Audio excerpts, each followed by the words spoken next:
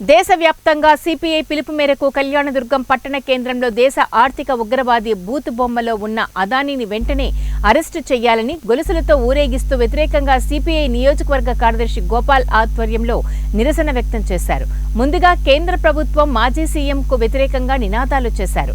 దేశవ్యాప్తంగా 6,300 కోట్ల రూపాయలను పెట్టుబడులుగా ప్రపంచవ్యాప్తంగా సేకరించినట్లు వెల్లడించారు. గత ముఖ్యమంత్రి జగన్ కు 1750 కోట్ల ముడుపులు అందినట్లు దేశవ్యాప్తంగా చర్చలు జరుగుతున్నాయని అన్నారు.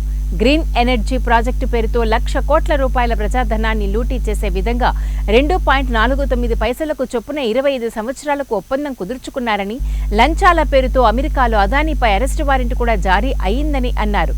పార్లమెంట్లో అధికార ప్రతిపక్షాలు అన్ని పార్టీలు తక్షణమే అదానీని అరెస్టు చేయాలని, పోరాడాలని డిమాండ్ చేశారు. పార్లమెంట్లో అధికార ప్రతిపక్షాలు అన్ని పార్టీలు తక్షణమే అదానీని అరెస్టు చేయాలని, పోరాడాలని డిమాండ్ చేశారు. లేని పక్షంలో నడి రోడ్డుపైన అదానీని ఊరేగిస్తామన్నారు.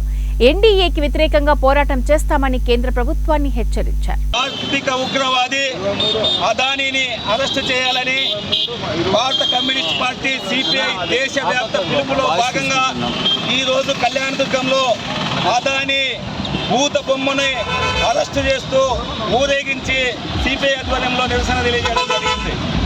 ఇవాళ అదానీ గ్రీన్ ఎనర్జీ పేరుతో దేశవ్యాప్తంగా 6,300 కోట్ల రూపాయలు పెట్టుబడులను సేకరించడం జరిగింది ప్రపంచవ్యాప్తంగా.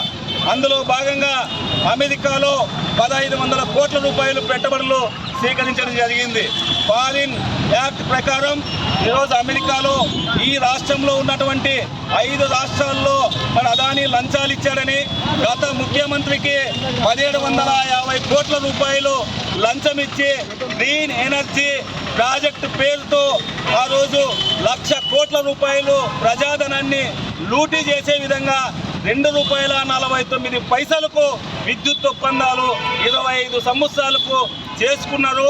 ఈ లంచాల కింద అమెరికా కోర్టులో మరి అరెస్టు వారెంట్ కూడా ఇవాళ జారీ చేయడం జరిగింది.